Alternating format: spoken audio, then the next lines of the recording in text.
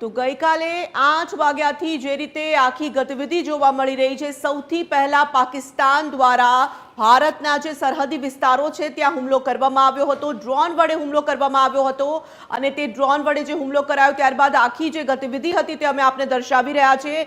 ભારત દ્વારા પ્રચંડ પ્રહાર કરવામાં આવ્યો છે। જલ, થલ અને નભ ભારતે ત્રણેય મોરચેથી પાકિસ્તાન પર હુમલા કરી દીધા છે। શરૂઆત પાકિસ્તાને કરી હતી અને ત્યારબાદ ભારત તરફથી વળતો પ્રહાર કરવામાં આવ્યો છે। ભારતનો પાકિસ્તાનને જડબાતોડ જવાબ 8 વાગ્યા 8:30 વાગ્યાનો એ સમય હતો જ્યારે પાકિસ્તાને ડ્રોન વડે હુમલાની શરૂઆત કરી દીધી હતી અને જવાબી જે કાર્યવાહી ભારત તરફથી કરવામાં આવી હતી તેમાં જડબાતોડ જવાબ પાકિસ્તાનને આપવામાં આવી રહ્યો છે। ભારત દ્વારા પ્રચંડ પ્રહાર પાકિસ્તાન પર ગઈકાલથી જ શરૂ કરી દેવામાં આવ્યો।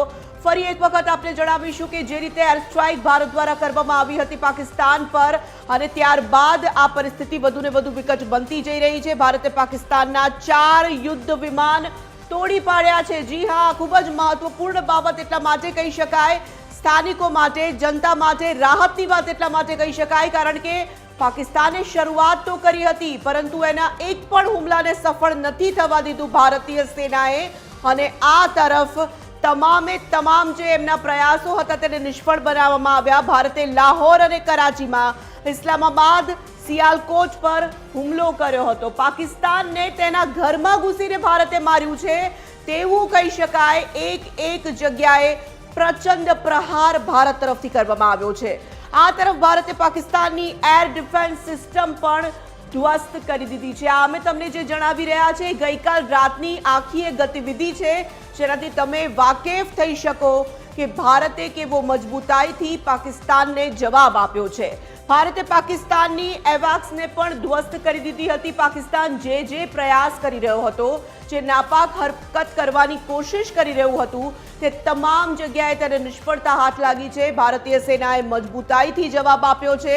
ભારતે સિયાલકોટમાં પણ ડ્રોન હુમલો કર્યો તો ભારત દ્વારા કરાચીમાં પહોંચી જવાયું, સિયાલકોટમાં પહોંચી જવાયું, તમામ જગ્યાએ ડ્રોન હુમલા કરવામાં આવ્યા છે। ભારતીય નૌસેના પણ આ કાર્યવાહીમાં આખરે જોડાઈ હતી અને કહી શકાય કે ભારતની જે કોઈ સેના છે તે તમામ સેનાઓ, ત્રણેય સેનાઓ દ્વારા મહત્વપૂર્ણ કાર્યવાહી કરવામાં આવી।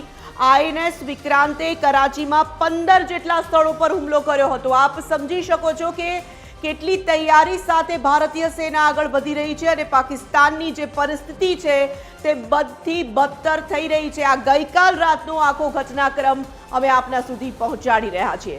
જમ્મુ કાશ્મીરમાં પાકિસ્તાનનો 35 મિનિટ સુધી ડ્રોન હુમલો ચાલુ રહ્યો હતો। પાકિસ્તાને તેની નાપાક હરકત કરવાનું બંધ નહોતું કર્યું। લગભગ 8.5 કલાકનો એ સમય હતો જ્યારથી શરૂઆત થઈ ચૂકી હતી ડ્રોન હુમલાની અને જમ્મુ કાશ્મીરમાં વારંવાર સૌથી વધુ રહેણાંક વિસ્તારોમાં ટાર્ગેટ કરવાનું પાકિસ્તાને શરૂઆત કરી હતી। જોકે તેની જવાબી કાર્યવાહી પણ કરવામાં આવી હતી। પાકિસ્તાને ભારત તરફ 38 મિસાઇલ છોડી હતી।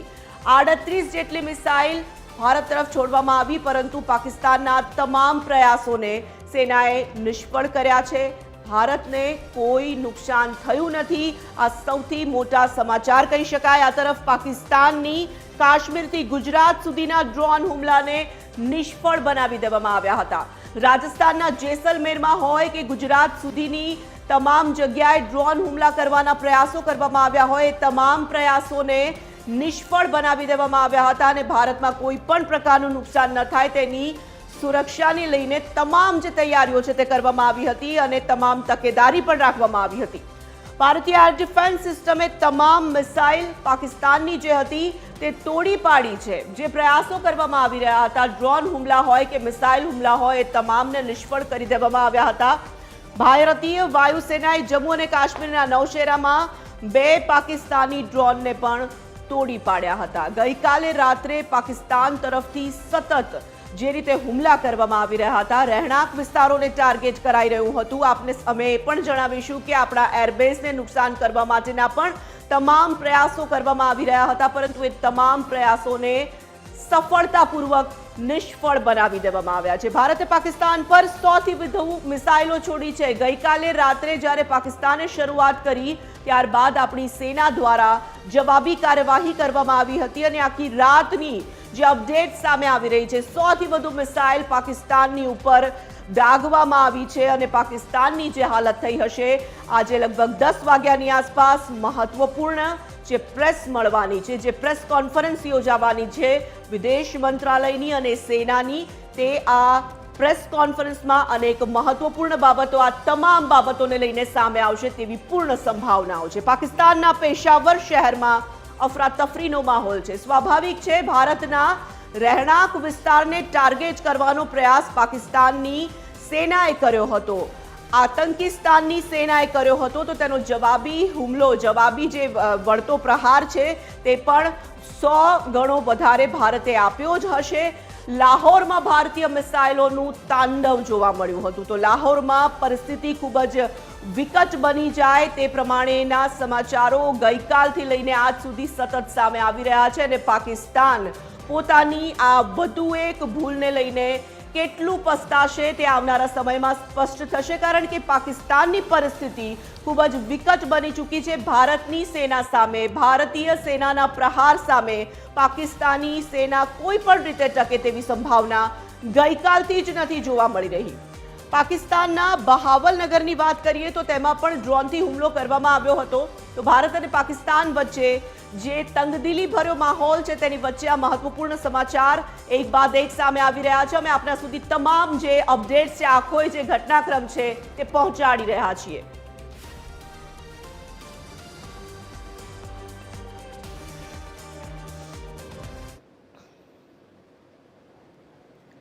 તો ભારત અને પાકિસ્તાનની વચ્ચે વધી રહેલી તંગદિલીને લઈને રક્ષા વિશેષજ્ઞ પ્રફુલ્લ બક્ષી કહી રહ્યા છે કે હાલમાં જે સ્થિતિ છે તેનાથી સાબિત થાય છે કે આ પાકિસ્તાની હુમલો છે. એ પણ સાબિત થયું છે કે પાકિસ્તાન ચીન સ્થિત મિસાઇલ સિસ્ટમનો ઉપયોગ કરી રહ્યું છે. પાકિસ્તાન આક્રમણમાં છે અને આપણા હુમલા પછી બદલો લેવાનો પ્રયાસ કરી રહ્યું છે અને હવે તે હુમલા કરવા માંગે છે. S-400 એક ખૂબ જ અસરકારક હવાઈ સંરક્ષણ પ્રણાલી છે. एयर डिफेंस सिस्टम ने एब्सोल्युटली अलर्टनेस दिखाई और एब्सोल्युटली जो उनको डिस्ट्रॉय किया, जो एरिया जिसको हम डिस्ट्रॉय करना चाहते हैं वो लिस्ट बढ़ती चली जाएगी और फिर लड़ाई जो है एस्केलेट होगी. ये ड्रोन्स जो हैं जिनका इस्तेमाल किया गया, इनके वेपन्स इतने, इनका जो लोड होता है इतना हैवी नहीं होता, इतना ये किसी एक पॉइंट टारगेट को ही डिस्ट्रॉय कर सकते हैं. वो इतने डिवास्टेटिंग नहीं होते जैसे 1000 पाउंडर बॉम्ब होता था. पर जो भी है, हमारे S-400 एयर डिफेंस सिस्टम ने इन जगहों पे उनको इंटरसेप्ट किया है. हमने देखे हैं कई जगह डिबरे मिला हुआ है, कई जगह नहीं भी मिला है. कहीं जगह तो ड्रोन्स हैं वो गिर के अपनी आप कहीं वेस्ट हो गए होंगे. जो भी है, पाकिस्तान ने भी अपना काम शुरू कर दिया है. एयर डिफेंस हमारा तत्पर है एयर डिफेंस, जैसे आपको पता है, और हमने भी उनके एयर डिफेंस के रडार को नेस्ता नबूद किया है.